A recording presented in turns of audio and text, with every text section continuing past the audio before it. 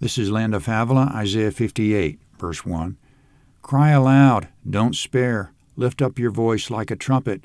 Declare to my people their disobedience, and to the house of Jacob their sins. Yet they seek me daily and delight to know my ways, as a nation that did righteousness and didn't forsake the ordinance of their God. They ask of me righteous judgments. They delight to draw near to God. Why have we fasted, say they, and you don't see? Why have we afflicted our soul, and you don't notice? Behold, in the day of your fast you find pleasure, and oppress all your laborers. Behold, you fast for strife and contention, and to strike with the fist of wickedness. You don't fast today so as to make your voice to be heard on high. Is this the fast that I have chosen, a day for a man to humble his soul? Is it to bow down his head like a reed, and to spread sackcloth and ashes under himself? Will you call this a fast, an acceptable day to Yahweh? Isn't this the fast that I've chosen, to release the bonds of wickedness, to undo the straps of the yoke, to let the oppressed go free, and that you break every yoke?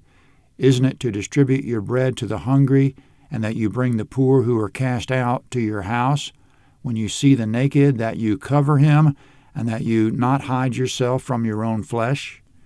Comment verses 1 to 7 or something to the effect, Cry out to my people, make it loud and clear, inform them of their sin and disobedience. They seek me and desire to know my ways, but I don't answer them because they have no standing with me. They assume they're righteous and are qualified to approach me. They ask themselves in bewilderment, why hasn't Yahweh paid attention to our fasting? My answer is that you fast, yes, but in the same day you fast, you indulge in your pleasures and oppress all your laborers. Isn't it true you fast because you want me to give you an upper hand on your neighbor, so you can be aggressive and wicked against him? That's no way to be heard by me.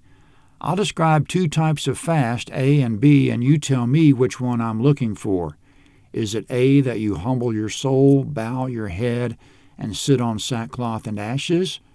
Or is it B, that you do the right thing by your neighbor, to loosen him from every bond of wickedness, undo the straps of every yoke, let the oppressed go free, distribute bread to the hungry, bring the homeless into your house, cover the naked, and not hide yourself from the needy, from your own flesh and blood?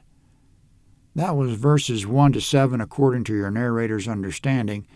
Now going on, assuming a person performs the right kind of fast, which is to do right by his fellow man, Yahweh says, verse 8, Then your light will break out as the morning, and your healing will appear quickly.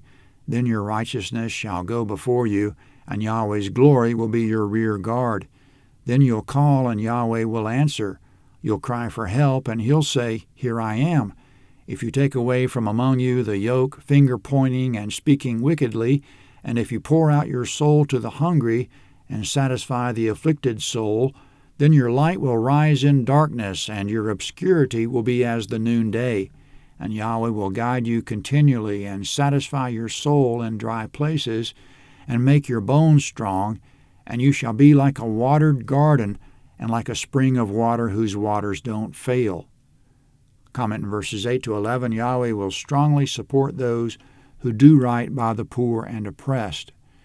When he says, your obscurity will be as the noonday, he means you won't have a lack of insight, you'll have good insight.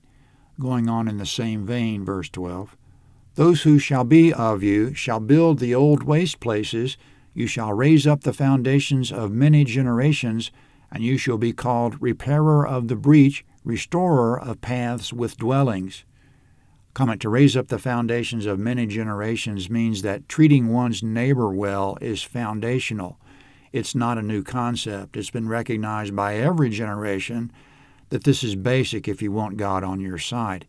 If you do that, Yahweh says, you'll be called a repairer of the breach, which is someone who patches a hole, and you'll be called a restorer of paths with dwellings, which is someone who makes the streets of the neighborhood livable again. The world will be a more livable place.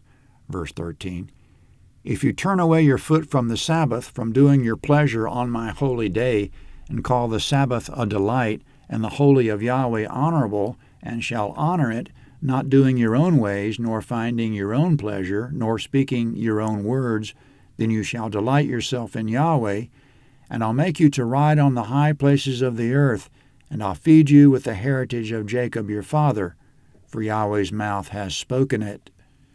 Comment closing out the chapter in verses 13 and 14, Yahweh mentions one more thing to get his attention.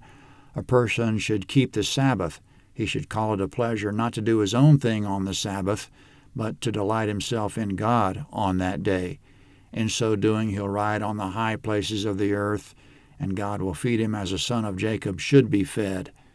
The Christian has no obligation to the Sabbath, assuming his conscience releases him.